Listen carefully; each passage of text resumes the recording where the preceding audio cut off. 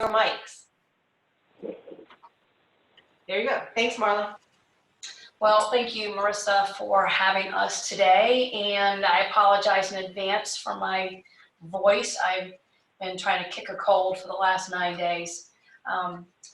So I know most of you know my story, but I feel like I've spent an awful lot of my time telling the story of the actual crime and what happened to me. I don't spend a whole lot of time talking about that post-conviction part of my story and how the exoneration impacted my life. But in order to get there, I'll very briefly go through really what happened to me in 1984 as a college student.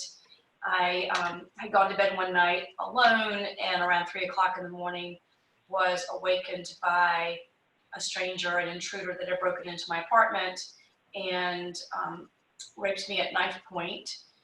Throughout the rape, I spent a great deal of time trying to concentrate on how I was going to remember the parts of his face and his voice and his clothing and everything that I could try to kind of burn into my memory. So hopefully I would survive and be able to help the police apprehend this person. After about 20 minutes of the assault, I was able to talk him off of me and eventually escape and run to safety. At that point, I would be taken to the hospital to have a rape kit done.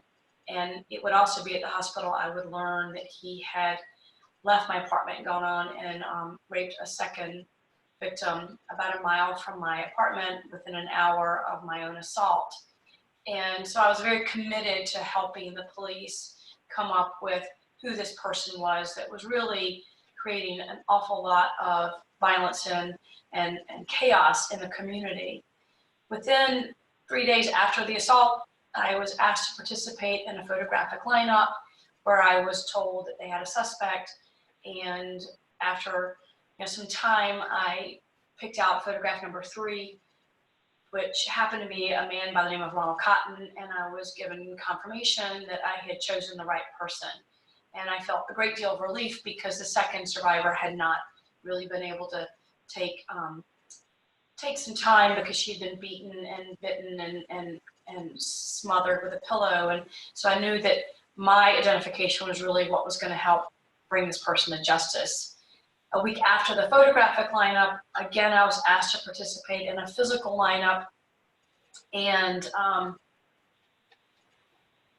after about, 5 minutes of viewing the 7 men in a lineup, I was able to write down number 5, which again happened to be Ronald Cotton. And again, I was given confirmation that that was the person I had picked out in the photograph. So it was, again, relief for me that we were headed in the right direction, that the right person was going to go to prison for this. The trial would take place in January of 1985, and it was 2 weeks of my life having to recount detail after detail about what had happened to me in graphic detail in front of strangers and my family. Unfortunately, the jury deliberated for about 45 minutes and came back with the conclusion that Ronald Cotton was indeed guilty and would be sentenced to life in prison in 54 years. And that was it.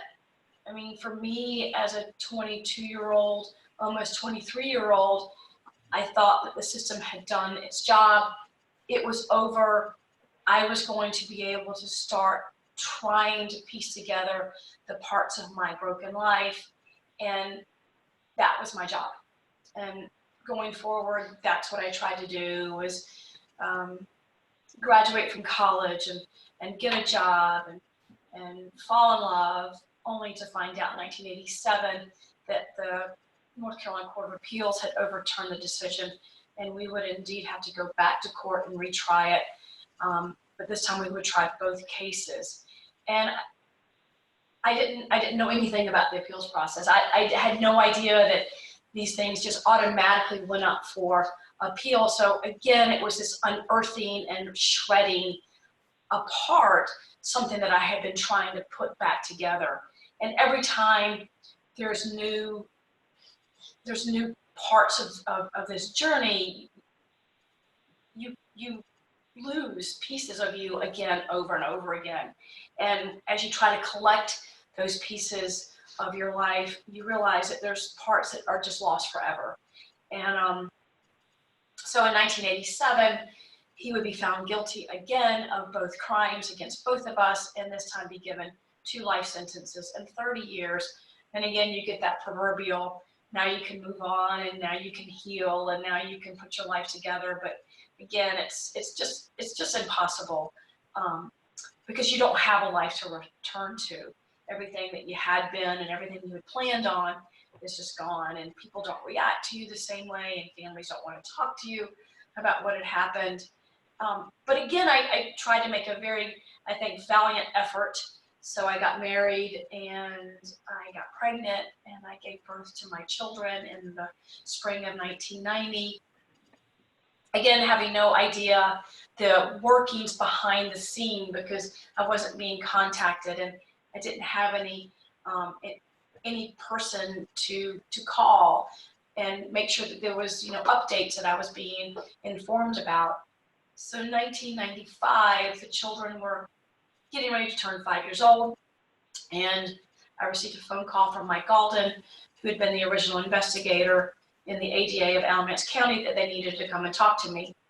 I had always known that Ronald Cotton had proclaimed innocence, but you don't really listen to that, because the justice system told you they got it right, and they told you they've done this on your behalf, and you believe that.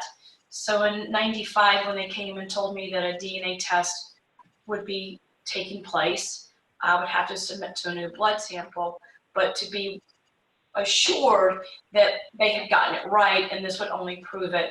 That the perpetrator was behind bars, but the state of North Carolina was doing this, unconventional post-conviction DNA testing, none of which I understood any of that or any of the language. But for me, it was, do the test. We have to be done with this. My kids are 5. I'm a mom, and that's my job. So I gave them the blood, and it went off to wherever it goes off to. And I didn't hear anything until the first week of June, when they came back to my house and told me that not only had the DNA exonerated Ronald Cotton, but had actually been a cold hit on the actual perpetrator, a man by the name of Bobby Poole, who had been introduced at the second trial, but nobody believed that. So here I am with this new piece of information, and then that's it. Like, that's it, right? It's like, here's the information. He's coming out of prison on June 30th. And I wasn't given any assistance. There was nobody really to answer any questions. Of course, for me, my primary concern was the safety of my children. Here, this man's coming out after 11 years. Certainly he's angry. Am I safe? Are the children safe? What do I do? Who do I alert? Do I change the locks? Do I move? Do I change my name? And there wasn't anybody to ask those questions of. So you just blindly do it yourself. All the while, Ronald's coming out, and the media is trying to find me, and they're trying to find the girl. And of course, the general public, the people who are watching the news, want to know how bad I feel. Like, how much guilt I must carry because of this egregious thing that I've done to Ronald Cotton. And I bought that. I believed that. I believed that I, on my own, independently of anybody else, had been the reason why Ronald Cotton had gone to prison. And this actually became my narrative really up until a few years ago. But the next 18 months would go along, and I tried to just become very, very, very small and make myself almost invisible to the world. So no one would find me, and no one could talk to me, and no one knew what had happened. My family wasn't talking about this. People that I had confided in weren't talking about it. It was all over the news. Ronald was in People magazine, Larry King, different talk shows. And occasionally I would watch them because I guess I needed to find out what was being said about me, but it was very centered on the fact that I was the guilty person, that Ronald now had become the victim of the story, and Jennifer Thompson was now the perpetrator and the offender of that story. And I believe that. I carried that guilt and that shame for 2 decades with no place to really put that experience into a story that became my truth. I became erased in the narrative, in the story of Ronald Cotton. Jennifer and her harm got erased out of that story, and all the harm was Ronald and Ronald's family, and my harm and what had happened to me, in particular that post-conviction part of it, was ignored and erased, and that became completely invisible in the narrative. And it's been very difficult to step out of that space and claim my own story. It's probably been the hardest part, I think, of all of it, is feeling like I could honor and recognize the pain that I suffered and what happened to me and to my family, and acknowledge that and not have to apologize for it. I think feeling like I have had to spend the last 30 years apologizing for something that was not my fault, that was the fault of the state and the fault of Bobby Poole, has been one of the hardest things that I think I've had to get through. Will you talk a little bit about what could have been done better in your case in terms of information being shared, the timing of information being shared, access to an advocate and supports, and not just, you know, what you experienced, but we've heard from all of the other survivors that you've befriended and supported along the way, because, you know, the narratives are very similar. Well, I mean, as far as support goes, I wasn't given any. I didn't have a victim advocate. I didn't have anybody to ask those questions of. Mike Galden did the very best he can that he could. He was a cop, you know, and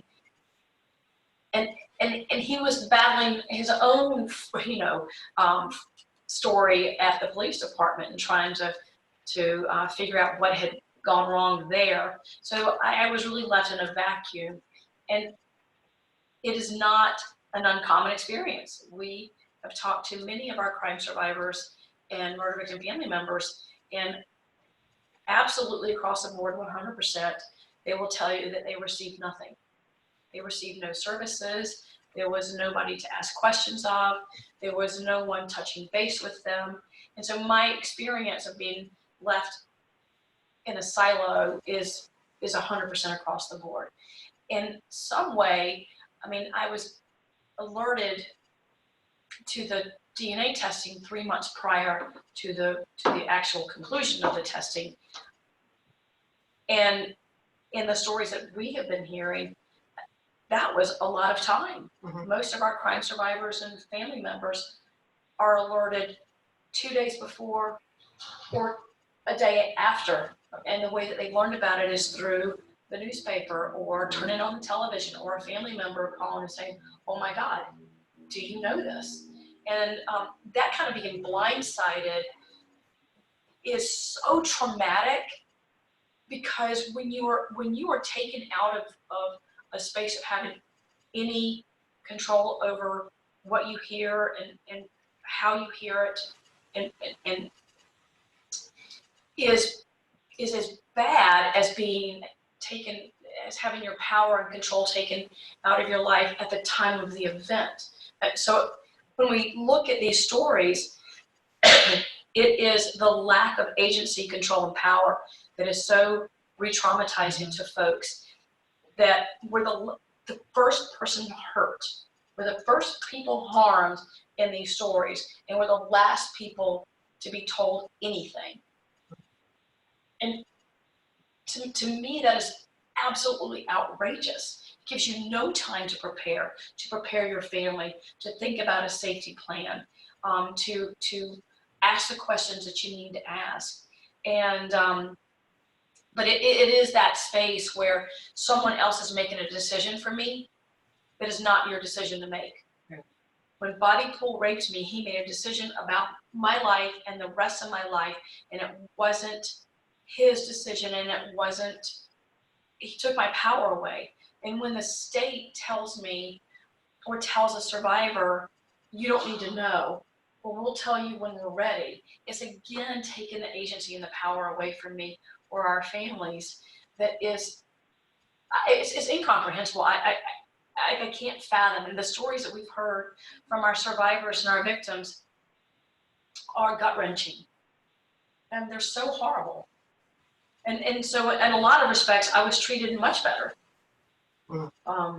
than most of the stories that we hear about. Even with very little time to Even prepare very and little no time. supports. Right. Yeah. Even being told that don't worry about it, we've got the right person.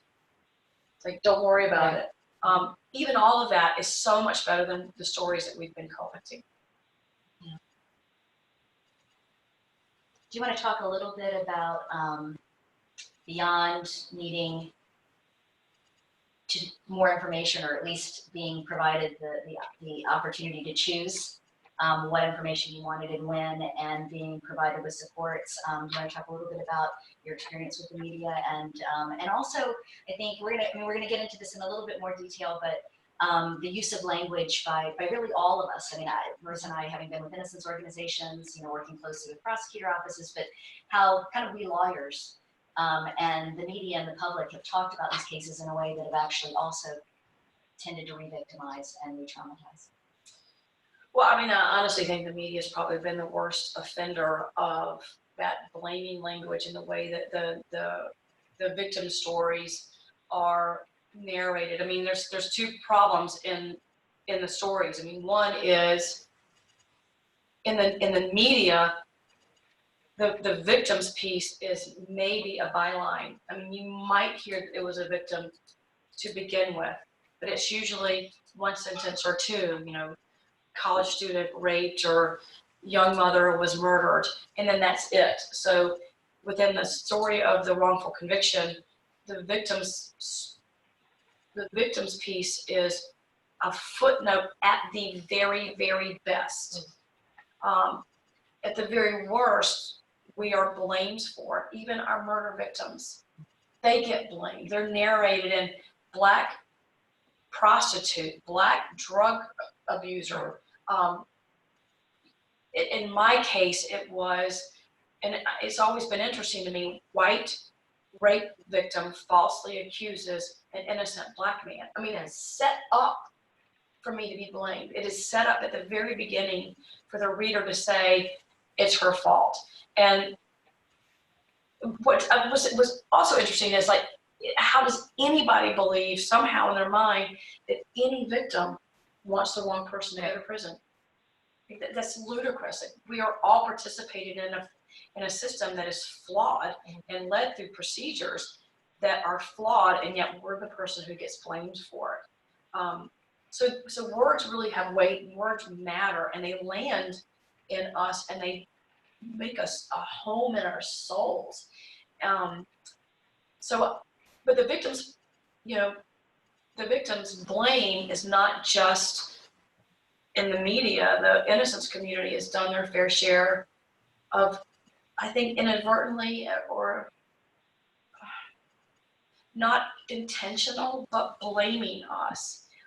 And I've just recently talked about this in relation to false confessions. The innocence community doesn't blame a young person coming in and being interrogated with flawed procedures and inadvertently, accidentally making themselves look complicit in a crime. We feel deep sympathy and deep empathy for those people. And of course you do. Of course you do. It's the same thing for those of us that have been led through a process that is flawed. We are traumatized. I've been raped within hours. My family's been murdered. And we're led through a process and we have the same kind of contamination issues going on, yet we don't get that same empathy and sympathy from the media or our innocence community. And I think so. I think there's a big failure. And I really believe that if we worked and talked about our crime survivors in a way that is empathetic and respectful, we just have a much better outcome. Those of us like myself want true justice. We want the guilty person to go to prison. We don't want an innocent person in prison. So if we're treated with more respect and more sensitivity and empathy, I think we will want to be part of the process much better. That's great. Okay. Do you have any questions for Jennifer? No? No, I think, Okay. yeah, I'm kind of Move on anxious with to the hear what you slides. guys have Okay, developed all right, and how to, let's move into the slides and then. checking, I just want to kind of pause just for a second to see if there's anybody joining who wants to ask a question at this point of Jennifer, or if you want to type it in to the chat box, feel free. So just take a couple seconds pause there.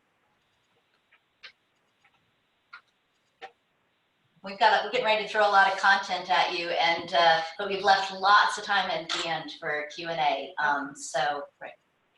Okay, so let's all right. get right to it then.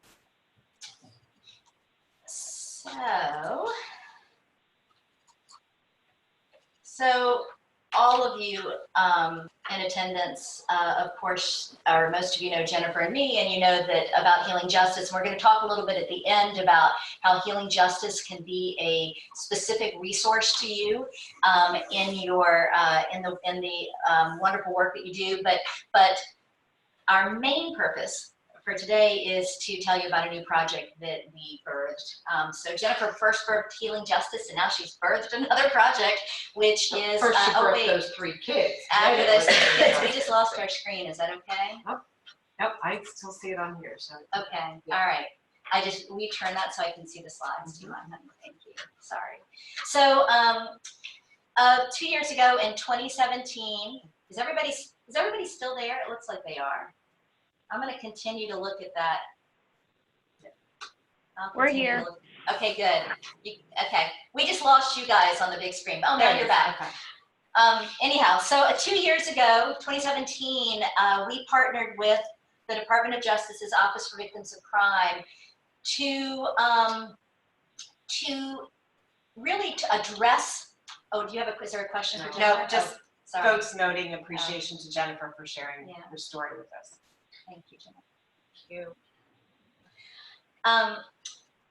you. When Jennifer started telling this story many years ago, I don't think that any of us really appreciated the impact of the post-conviction experience on Jennifer. And as she began talking to more people and bringing those other survivors and family members into our space, and we started to listen to them, what we discovered was that there was this tremendous gap in attention and support to victims and survivors in these cases. And that was the purpose of this project that we undertook with the Office for Victims of Crime.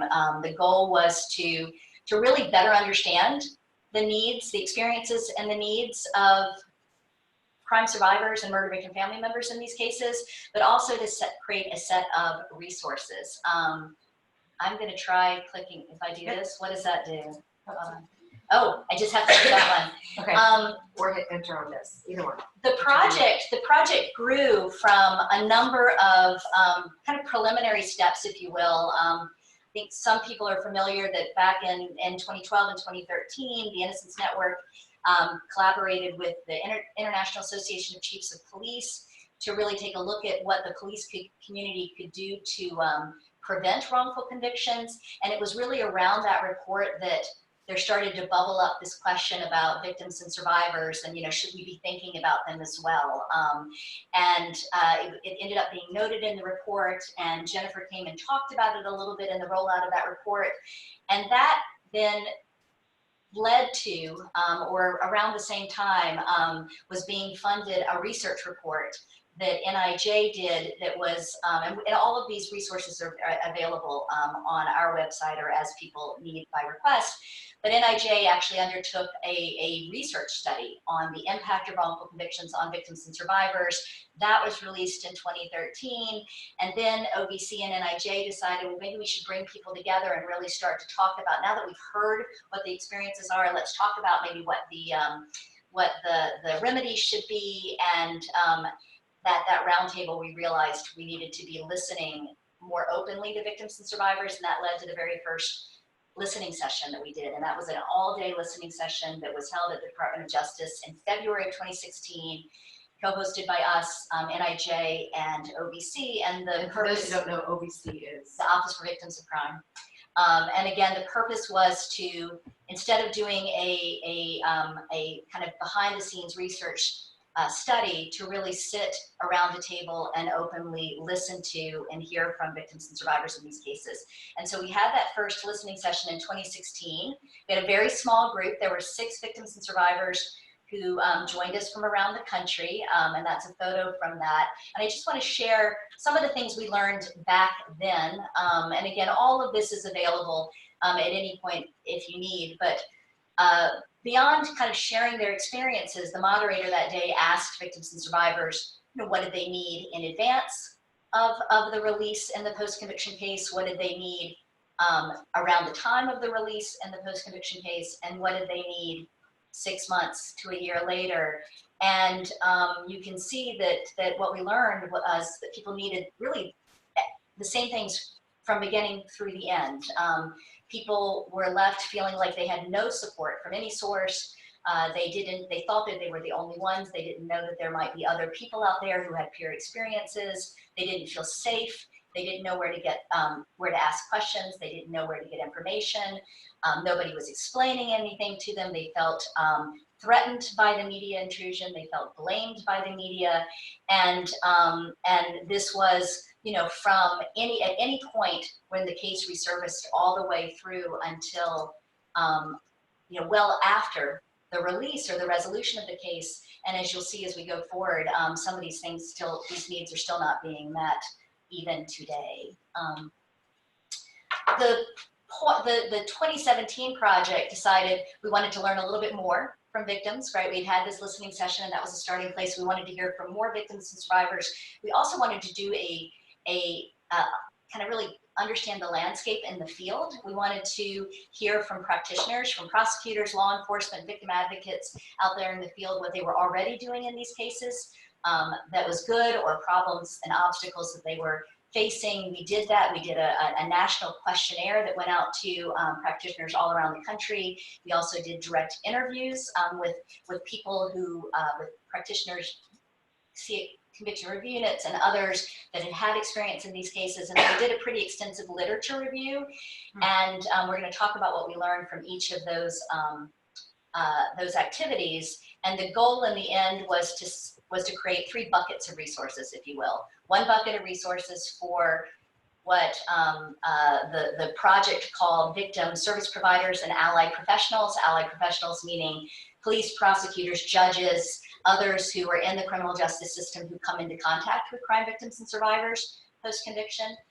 We decided to create a bucket for the victims themselves, which you'll hear more about, and then a bucket of resources for media to help them engage more sensitively in these cases and help begin to change the public narrative around these cases. I want to make sure that we acknowledge our advisory committee, one of whom was John Hallway here at the Quattrone Center. I mean, we wanted to make sure that the project was guided by a solid multidisciplinary committee of experts, but we also, this is something that is a value to healing justice and has been a value throughout this project. We wanted to make sure that victims and survivors themselves had voices, had their voices heard. And so we made sure that there were, well, we started with an equal number of victims and survivors and practitioners, and then the practitioners grew a little bit as we went forward. But that was our advisory committee, which was really terrific in helping us both learn what we were trying to learn from the field and then create the resources that we're now introducing into the field.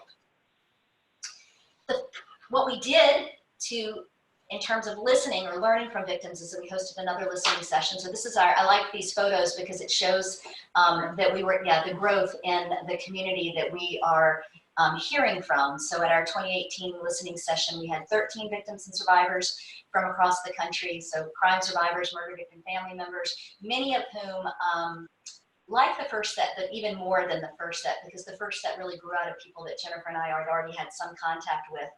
This group grew out of us, kind of casting out and for people to listen to. And we had people come to this event who had never, ever been provided an opportunity to share anything about their stories. And some of whom had never had contact with a victim advocate or a prosecutor in the post-conviction setting at all. So the exonerations in their cases, whether they were a survivor or a murder victim family member, had taken place, and they had been truly, marginalized, so marginalized that they had no contact from anyone, and watched the whole thing, go down from afar. And when they came to this space, it was an incredible, not just an incredible learning moment, but really an incredible moment for justice. There wasn't anybody in the room at the Department of Justice who had experienced anything like it, even victim advocates who'd been in the field for many years. There was nothing quite like just providing giving this gift of this opportunity to share stories, and then sitting in silence and listening and taking those stories. And the people who participated themselves felt like they had some real healing that they had never had from the moment of the crime in their case. These were some of the things that we learned, which of course mirror what we learned in 2016. We asked people, these are word clouds. We had our social work staff put these word clouds together, but what was the impact of the case on you and your family? You see the same emotions that Jennifer described feeling in that post-conviction space. Who helped you around the exoneration and release? There were some people who did have some help. There was someone who had help from a journalist. There was someone who had help from a judge. There was someone who had help from an innocence organization. But when, word clouds capture the main responses. So you see what the main response was from this group. What did you need at the time? The things that Jennifer described, a lot of information, more time to prepare, to absorb, sensitivity, empathy. And what do you still need, even a decade later? But that's some of what we learned from the survivors and victims and survivors that we listened to. Other things that I think that we probably knew, but really needed to learn again, was this need for ongoing information, right? That really what caring for victims looks like is something that starts from the moment of the crime and continues all the way through a prisoner's release, right? And it's not something that happens here or there, or that is scattered, it's heavier in one place and less in another, but really that people wanted information, sensitivity, empathy, respect, all the way through. And probably what was most important to them of all, and we see this in other case types, was some choice, right? Jennifer talked about having her choice, her agency taken away from her. And really across the board, people described that absence of choice, having people decide for them what they should know or how they should feel, was as victimizing and traumatizing as the original crime, because what they needed was to be seen, to be heard, to be paid attention to, and to be provided choice and agency, all of those things that they had lost. So that original victimization and traumatization was being triggered by the way that we were treating them in the criminal justice system. Victims wanted to know things earlier and receive things earlier, and that was key to their healing and their recovery. They needed, at every stage of the criminal justice process, including post-conviction, renewed access to advocates and services and protection from the media. We moved into the field. Again, we ended up hearing from 149 victim advocates, judges, lawyers, prosecutors, police through the questionnaire process. And then we did about another 20 direct interviews. And you know, what we learned was that practitioners really want the same things, right? They really want the same things that the victims want. It's just that they don't have the tools or the resources or the policies or the culture, you know, hasn't been built up enough, especially in this post-conviction place. I mean, the practitioners wanted to, more than anything, they didn't want to re-traumatize and re-victimize, right? They didn't want to do that, and they wanted to make sure that they were providing care. They were just not always sure about what that looked like or when it should happen or who should be doing it, and often there weren't resources like a victim advocate available, and what they needed were trauma-informed and victim-centered tools, which we hope we're going to at least you know, be starting with this project. Also, something that was really interesting and across the board practitioners really needed was collaboration across agencies, right? So that it wasn't just that this idea that it wasn't just, say, a prosecutor's office that was responsible for doing all of these things, that there needed to be connecting up with victim advocates in the community. There needed to be connecting up with victim service providers in the corrections departments. There needed to be connecting up with law enforcement, and that everybody, there needed to be some coordination in approach toward providing information and support to victims and survivors. And then what we learned from the literature, and this, I don't think we knew that we would learn so much, because the literature, you know, the literature around exonerations in particular was somewhat limited. But what we learned two really important things. We learned, one, that victims' rights extend to the post-conviction setting, including claims of innocence and exonerations and post-conviction DNA testing. And we've invited a colleague from the National Crime Victims Law Institute to talk about this a little bit more when we're done with these slides, and because they are the expert in this. But this is something that when we're practicing in these cases, we need to be aware, or at least be reminded, that victims' rights applies to the post-conviction setting. It doesn't end with the conviction, and those rights are real and they're enforceable, and victims and survivors need to be able to enforce them or have them enforced so that they can not be re-victimized and re-traumatized. And we also learned a lot from other types of cases, from particularly the backlog of sexual assault kits, and lessons and good practices, best practices were developed there. We learned a lot from those other case types, and all of that will be available on as part of our resources. So the resources themselves are all going to be hosted on a website, which will be public as of next Thursday. We'll make sure that every single one of you gets a link to that site. The resources for practitioners, we started with a set of guiding principles that really are the overarching principles for the other tools that we created. We created an agency checklist for providing information and support to victims and survivors in cases involving post-conviction claims of innocence. We created a sample agency policy. It is a policy that it's adaptable by any type of agency. We created a sample informational packet for victims that can be handed out for victims. And then there were a lot of other pieces that some of which have been finished and some of which are still ongoing, but we'll be continuing to add to the website, and hopefully working with you all and Marissa and John to flesh out what fits your practice and your particular agencies, and remaining as a resource for that. I think I'm going to skip the guiding principles and just talk a little bit more about the resources, because I'd like to bring Rebecca in and talk more about the Innocence Project. So I'll move ahead a little. For the resources that we created for victims are probably some of the most exciting resources. We ended up creating a set of individual documentary films. So we have 9 films of crime survivors, sexual assault survivors, and murder victim family members telling their personal journeys in a documentary video, and they are incredible. They're beautiful, they're emotional, they're amazing, they're courageous, they're brave, they're educational. The original goal of the videos was to create some sort of peer-to-peer moment Because what we were discovering is that when we started bringing victims and survivors together, they'd say, well, we thought we were the only ones. We had no idea that somebody else had gone through a case like ours. And we knew that there was real value in I use social workers use this word, and trying to maybe normalize the experiences a little bit so that people didn't feel quite so alone.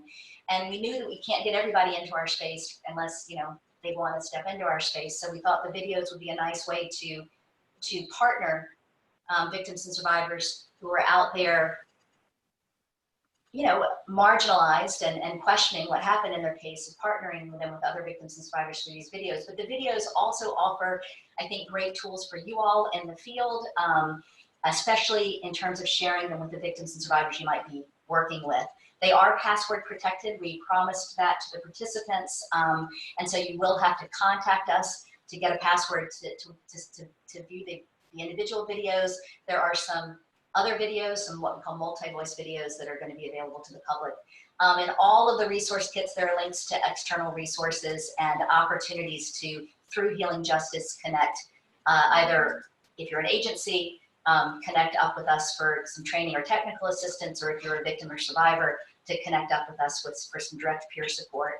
And then for the resources for media, we started with a set of sensitivity guidelines, and they're not that dissimilar from the guidelines I think we created with the Innocence Network a few years ago, but really just spelling out for media how they can do better, and providing some sample language, what to use, what not to use, and then links to resources for media generally working with victims and survivors.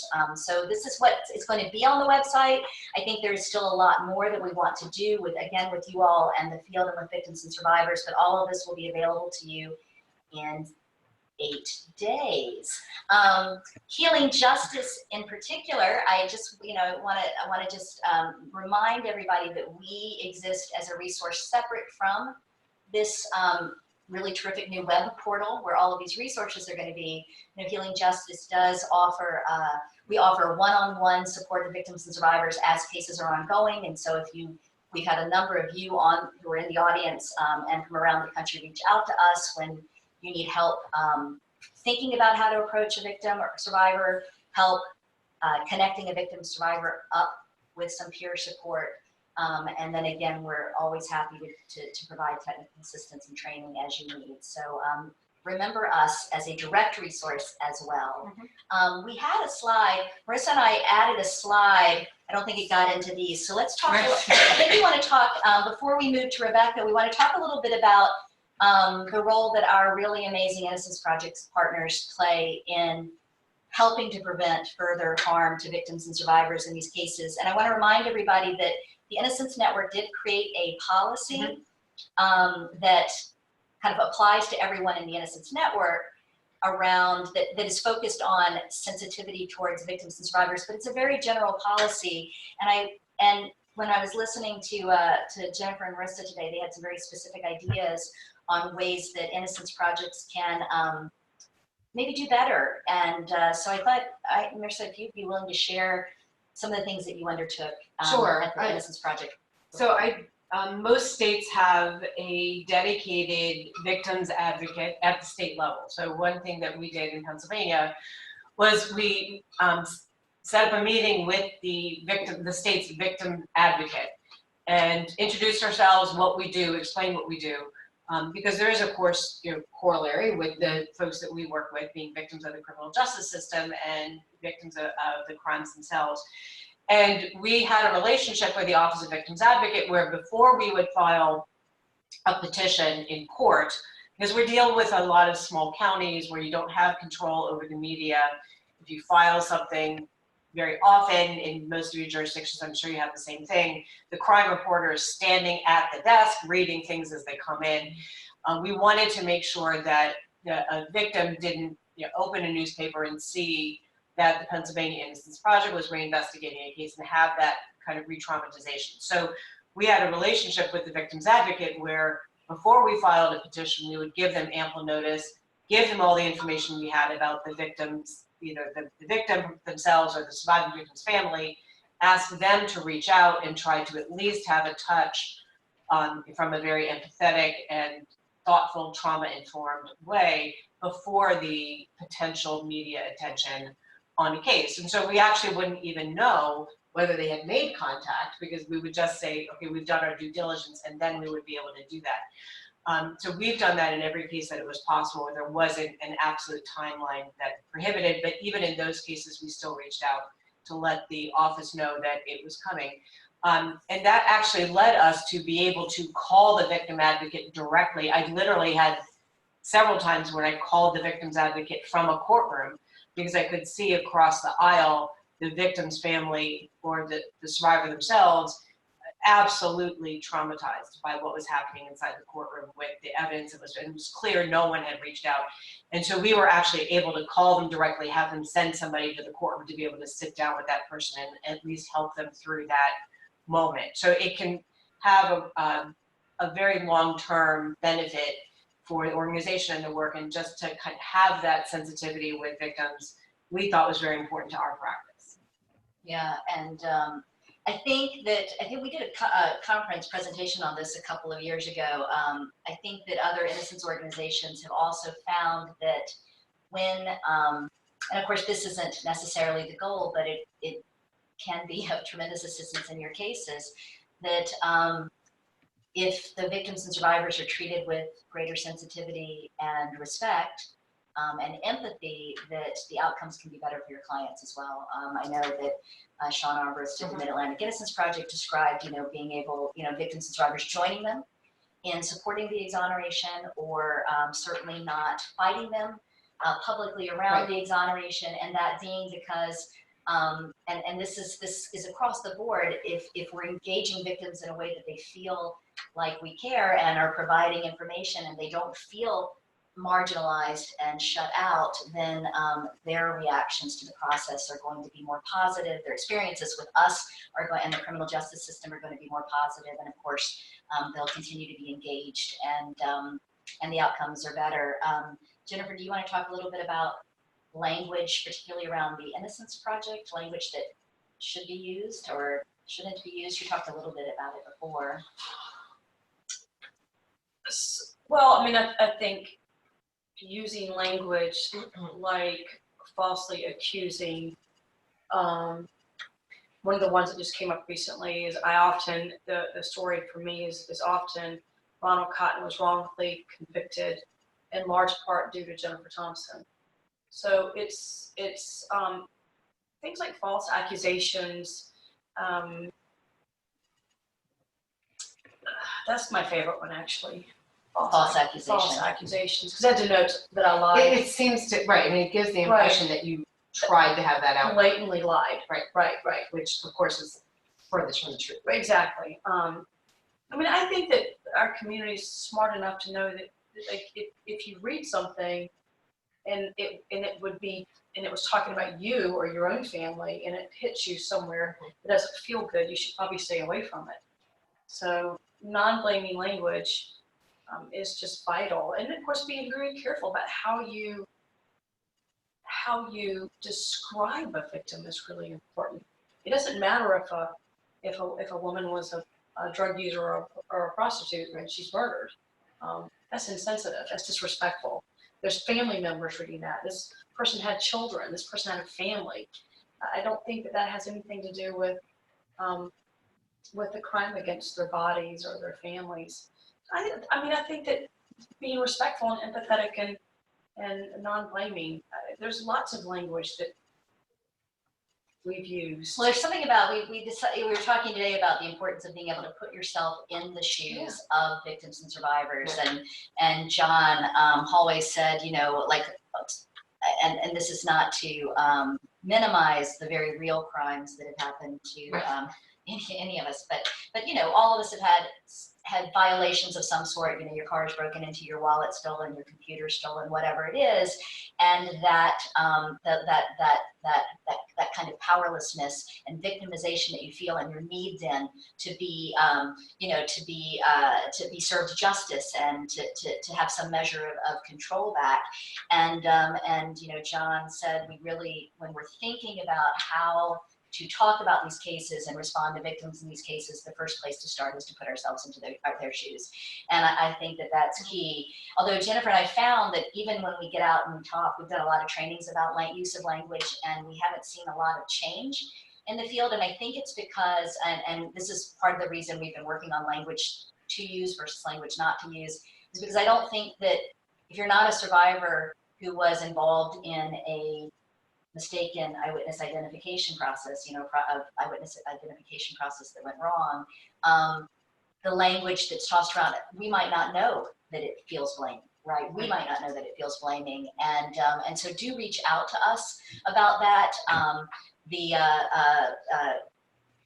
Kings County Conviction Review Unit and Brooklyn reached out to Jennifer and me far in advance, about a year in advance of an exoneration that they were going to have, and sought Jennifer's direct counsel and support working with the rape survivor in that case. And it included making sure that the media used non-blaming and sufficiently sensitive language as they reported on the case, and the outcomes all around were much better. I think for the prosecutor's office, they were grateful that they had engaged the victim and survivor in the media in that way, and I know that the innocence lawyers were. We've had innocence lawyers come back to us and say, oh, I thought exonerations are great, but my exonerations are so much better when the victims and survivors have been treated well too. So we're certain that as these improved practices and increased sensitivity start to take root in these cases, that we're all going to be really glad that they did. I can't think of anything else there. I think if it's okay, we could invite Rebecca Khalil from NCBLI to talk a little bit about, we just thought it would be important. Hopefully this is not stuff you guys already all know, but anyway, victims' rights in the post-conviction setting is deeply important, so we're going to go there now. Yeah. And as we've been saying, if folks have questions or points you want to bring out, please unmute yourselves, or feel free to type it into the chat box, and we can be able to get that up too. So Rebecca is with us. Yes, I'm here. And I'm going to get your PowerPoint up here in just a moment. I'll have that one ready too.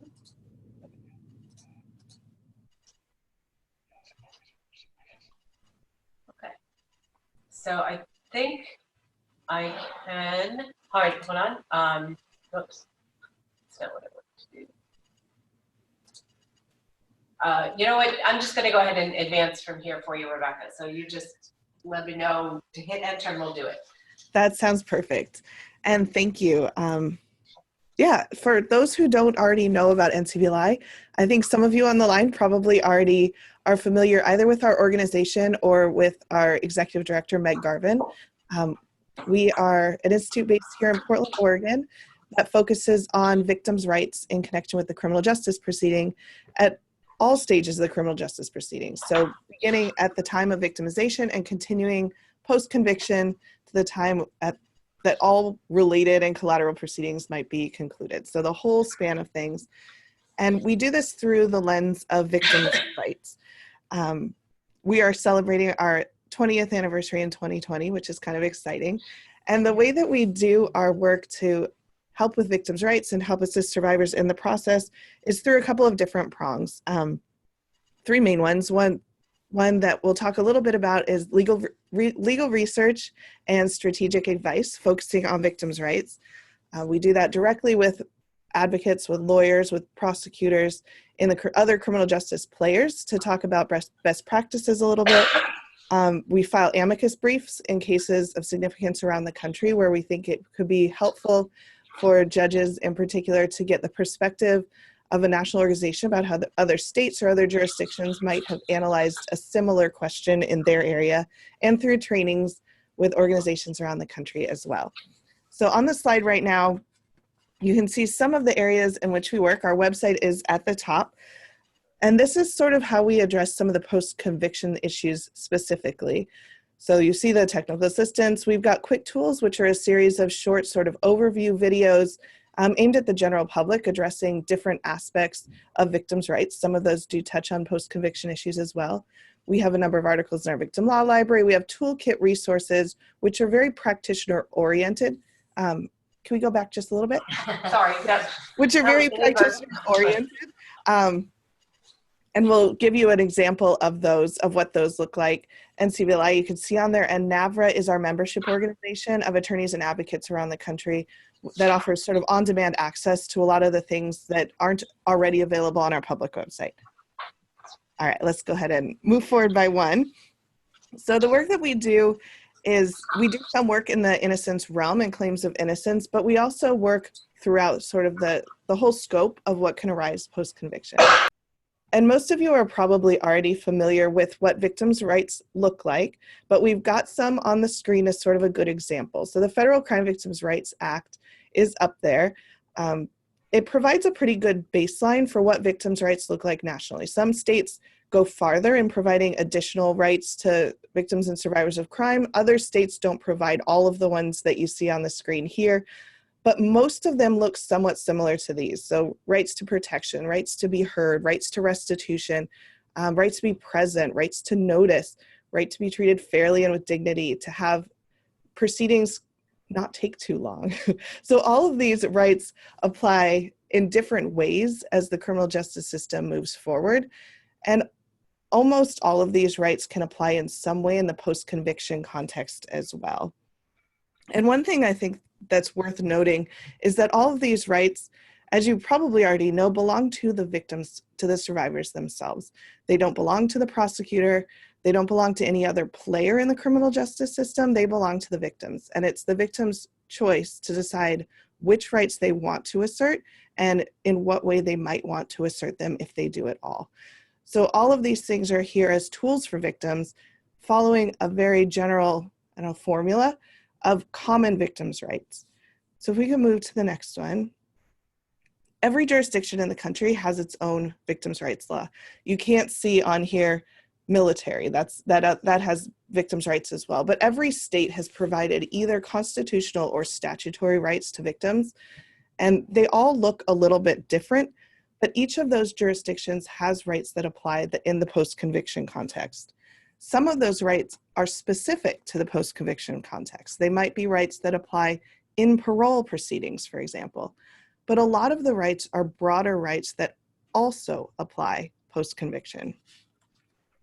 So let's go ahead and move to the next one. This is like your view from 50,000 feet of victims' rights. So for example, what sorts of those broader rights that aren't already specifically post-conviction rights might apply in the post-conviction context?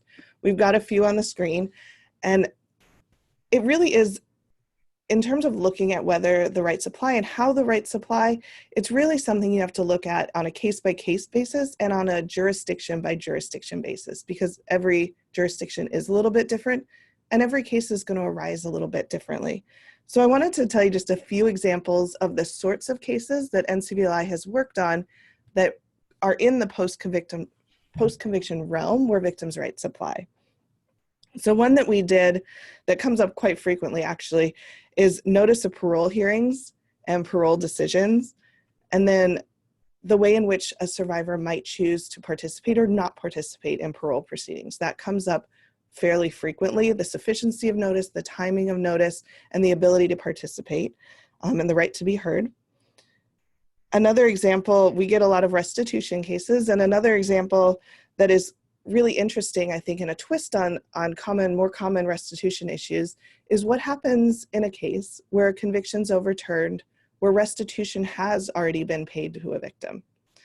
So we researched that, we wrote a white paper on that, it's available on our website. So we have an analysis of those types of issues as well. Anything restitution sort of falls into this category also of areas that we look at. Another interesting one that we had recently was a case where an incarcerated person wanted to subpoena a victim to testify in connection with the state post-conviction proceedings. And so we looked at the victim's rights in that context and whether the convicted person had an absolute right to compel testimony by the victim in connection with that proceeding. And in that case, the answer was no, just spoiler alert, but the answer on that one was no. It was a lot more complicated, I think. than folks realize, because it's a very specific issue. And one of the things that's really interesting about victims' rights post-conviction is that this is one of those areas where victims' rights are fairly new. Not a whole lot of work has been done on how they apply in different jurisdictions and how the different sort of iterations of these rights might apply in a particular case. So we encourage folks to reach out, because this is stuff that we definitely geek out on and enjoy researching, and can provide really interesting information, not only for how something might apply in a specific case, but how other jurisdictions might be doing it as well, so that you can help form sort of best practices around some of the victims' rights issues. And then I just want to let you see sort of what it looks like if you go to our website. Some of our resources are already there. So if you go to NCBLI and click on the Victim Law Library, you can see there's a whole bunch of different categories. And the little box just shows you sort of what pops up if you click on post-conviction. We have each of those little, that you can't read because they're small, but each one of those little squiggles with the blue words is a different publication that's a PDF that's available instantly if you click on it. And on the next slide, we show you an example of one of those PDFs. Is one that we did for Healing Justice, and with Healing Justice, talking about notice in the context of innocence claims, or when convicted persons are requesting DNA testing. So how victims' rights to notice and information might apply in that context. So that's one of those resources that is available in the Victim Law Library, just as an example. And then if we go to the next one, the next big section of our website that can be really useful is the Rights Enforcement Toolkit. And we've split this up. It's something we're still working on and are continually adding to, which is great. So it's split up into sort of time of proceeding, pre-trial, trial, or post-trial.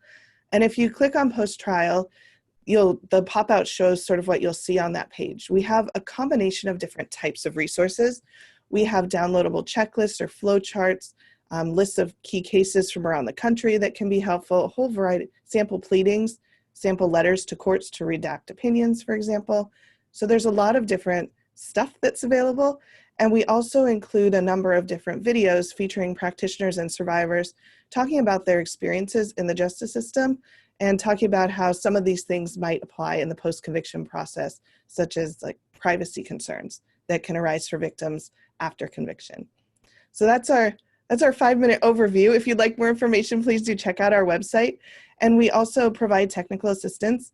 So we've included the screenshot of where you go on our website. It's under professional resources, then hit technical assistance, and we can provide information specific to the jurisdiction or the scenario that you're looking at. If you need more information than what's just generally there, we're always happy to help out with that. And all of the lawyers in our office, frankly, love researching these things. So we're always willing to help.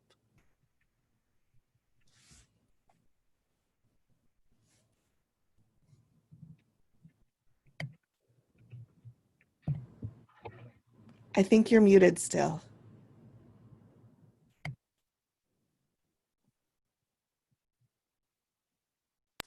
Try that again. So Rebecca, thank you so much for your time on that and for those resources that are available for everyone. We've saved some time for questions and other, for people to kind of participate. Gerald has started us off with, I think, was one of the most important questions, particularly for the CIU folks, which is, at what stage do you recommend informing the victim of the various events in the process? Yeah, so based on all of the information we gathered, both from the field, from the victims, and the literature review, our recommendation is the earlier you can make contact, the better, because that, just from a general perspective, provides the victim or survivor with as much time as possible to begin to prepare for the renewed case activity, and also the outcome, whatever the outcome might be. And really the goal of that first contact is to give them the choice of then deciding what they want to know and how they want to know it going forward. I mean, in an ideal world, sorry. Get some water, honey. It's not a cough drop. We just continue to traumatize Jennifer every time we ask her to participate in a training with us. All right, honey. I think in an ideal world, and this is something I think that both NCBLI and us and others hope we will get, is that the choice about notification in the post-conviction setting, including moments relating to possible exoneration cases, will be given much, much earlier on, you know, maybe either right after trial or even before. I know Meg Garvin talks about how when she's communicating with her victims and survivors, she lets them know from her first contact with them, even pre-trial, that the criminal justice system is a long process, right? And there may be decades of activity in the case, even following the trial. And so the sooner that we can provide victims and survivors with that opportunity to choose how much information they want to receive it, how they want to receive it, when they want to receive it, the better. And unfortunately, in these cases, usually that option hasn't been provided yet. So your first job is to provide that. So the earlier that you can have established contact and relationship, and I'm speaking to the prosecutors, right, generally, that the earlier that you can establish that contact, begin that relationship, and give them that choice. Some victims and survivors will say, I don't need to hear anything. You know, you let me know if that person's getting released, right? That's all I need to know. But other people, including people we've worked with, will want to know everything. And it doesn't matter if you know what the outcome of the case is going to be. It doesn't matter if you have the answers. The idea is to provide that choice and allow the victim or survivor to drive what notification they're going to receive. And we've seen this work really, really well in other case types. So there's no reason it can't work here. I think as a general rule, obviously it should not be, I mean, Jennifer had 3 months time to prepare after, you know, a decade of not hearing anything about the case, 3 months time to prepare for the possibility that there might be a release in her case. I think, and I'm gonna ask Jennifer to talk to you about it, but I don't think 3 months was probably sufficient. I think Jennifer would have liked information that long, but at a minimum, you know, we know that nobody should be learning about release, right? We're learning about an exoneration release at the last minute or after the fact. So if you're in that space, that's re-victimizing, it's re-traumatizing, and it may very well be in violation of victim rights. So our recommendation is sooner the better, and the sooner the better. And again, it's just creating that relationship and providing that choice, and then that will govern, right, how you provide information through the remaining post-conviction case. And I also think that— So Katie, I'm going to interrupt just for a second. Yeah. So you're talking about providing information. You're Yeah. not talking about involving them in an investigation. That's right. That's right. Or And giving them a say in the outcome. Absolutely, that's exactly. I mean, notification is just the right to information, and you know that information. And Rebecca may want to jump in here. That information is generally what's the process. You know, what might be expected in terms of, you know, the process. How often do you want to be notified? How often How do much you want? information do you want? Yes. Yeah. Yeah, and it's now, I mean, obviously the question of if you're going to engage the victim or survivor in the reinvestigation of your case, then which obviously many offices do, then that's a separate piece. Also needs to be done, you know, carefully with sufficient sensitivity and support. But we're just talking about, you know, the knowledge that there is renewed case activity, and so the sooner that you can tell the victim or survivor that there's renewed activity and give them that choice of how often they want to be told of what's happening procedurally in the case. And then if you pair that, one of our recommendations is to create a multidisciplinary, you know, a small committee with a lawyer, you know, somebody from the prosecutor's office, a trained victim advocate, and if you're reinvestigating the case, a law enforcement official, maybe a trauma expert. The idea being that you can really personalize that attention depending on what the victim or survivor wants. Again, many may just say, I don't need to know anything at this point, or come back to me, or I never want to know anything. It's going to depend. But regardless, if somebody does choose continuing procedural information throughout the course of the renewed case activity, then you want to make sure there's a victim advocate who's been assigned to interface, right? We've seen some really great models in cold case homicides out of police departments where they have social work staff who act really as translators, right? And who are the face of the police department with the victim or survivor. But I think one of the things that we heard a lot of, and I want Jennifer to talk about, is again this that nobody should be making the choice for victims or survivors. So none of us, like the lawyers and the practitioners, shouldn't be sitting around in the room and saying, well, we don't think that person needs to know, or we don't think they need to know yet, or if we let them know, that will be too traumatizing. What we've heard, unanimously, is that those choices, whether it's going to be traumatizing, whether people should know or shouldn't know, should be fall to victims. And I want Jennifer to talk about that a little bit. I keep kind of thinking to myself that the analogy in my brain is that of a doctor. You've gone in and the doctors run some tests and discovered that maybe you have cancer. How much information would you want to know? I mean, how soon do you want to know? Is it better to wait until we have more tests done to tell you that you've got cancer?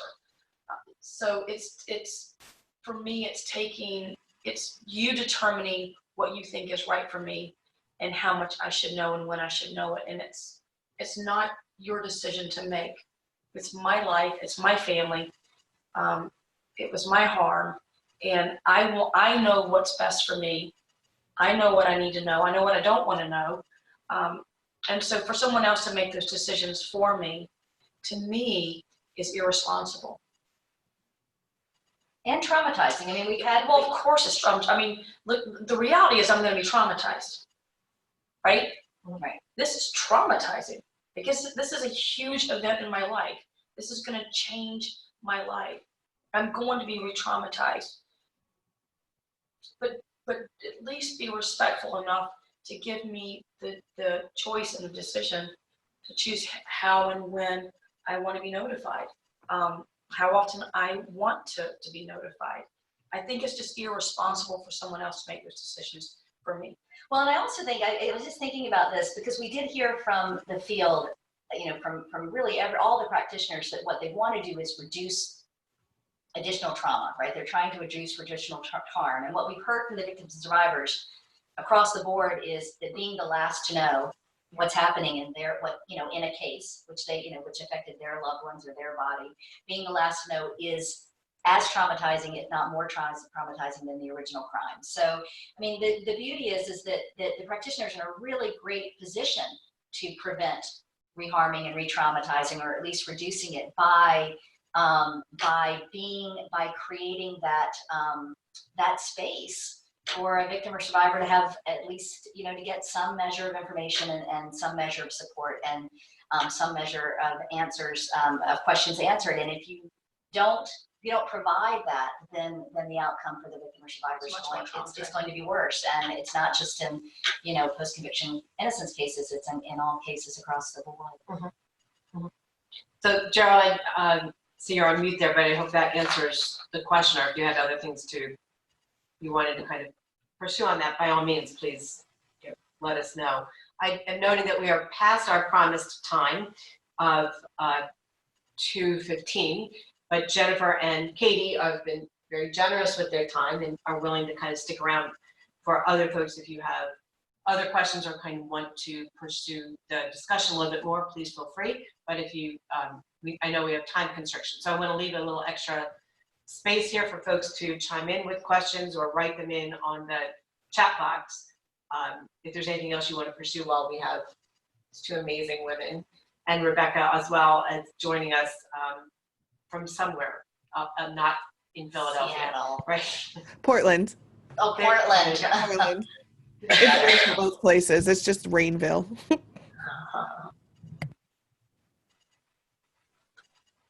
One of the, I will say that one of the recommendations we got from the field, there was a lot of good stuff that was, already happening out there among some of your offices and the field generally. And one of the recommendations was to make sure I guess maybe the real minimum, and we talk about this in our recommendations in terms of having first contact with a victim or survivor in these cases, is you don't want anyone to learn about the renewed case activity from an untrained third party, right? like the media, Mhm. somebody who isn't trauma informed, who can't provide a victim advocate for support.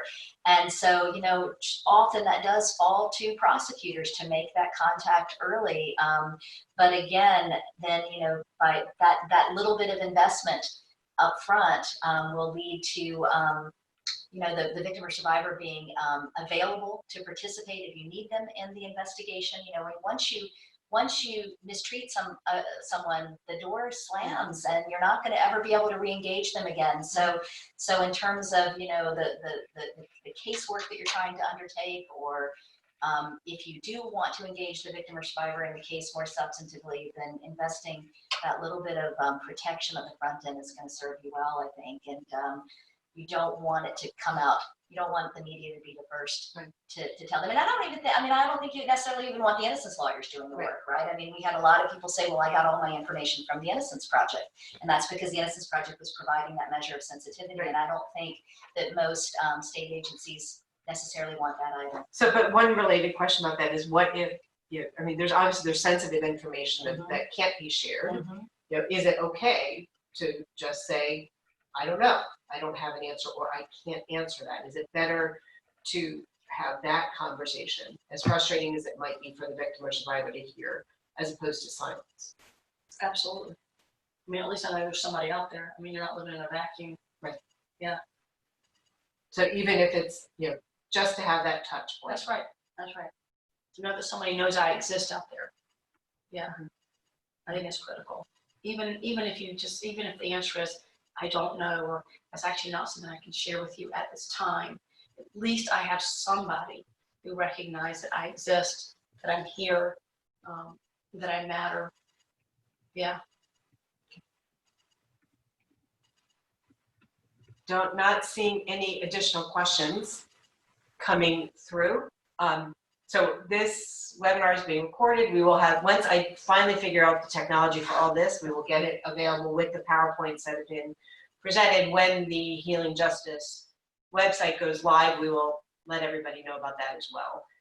And I just want to especially thank both Jennifer and Katie for coming all the way from wherever the hell it is you live anymore, from DC, to be here with us live, to be able to present this. This is something that folks have really been asked about a lot as I work with people around the country, and I know this is an issue that they care very deeply about. And I think having you, especially Jennifer, obviously, and sharing what's so personal with us is very meaningful for everybody. And thank you for all the work that you're doing on this. Thank you, Marissa. Tremendously Appreciate it. helpful. Thank you, everybody, for joining. So Thank thanks, you, everyone. everybody. We'll be in touch about the next webinar. And as always, if you have questions in the meantime, shoot them our way. We'll be happy to work with you. Thanks so much. Bye. Bye, Shelley. Thank you. Bye, Bill. Bye, Katie. Bye, Jennifer. Bye, Marissa.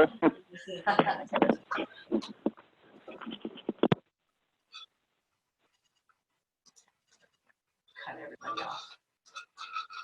Hopefully you can I'm glad, splice out all my coffee, but Nah. sorry, honey. I'm glad I only had one. I can't believe you're still having big coffee fits. Well, Thanks. Takes a long time to get that Yeah, stuff out. Yes, I'm it does. glad that It really Rebecca does. could join. I thought that was really helpful. I do too. I think just Yeah. to have that resource for Understood. them, Yeah. is great. Yeah. And that's all. Yeah, and we'll be able to pull up screenshots still of our website next, or our new website, but it won't be anywhere near as detailed as their website, which has been around for a long time.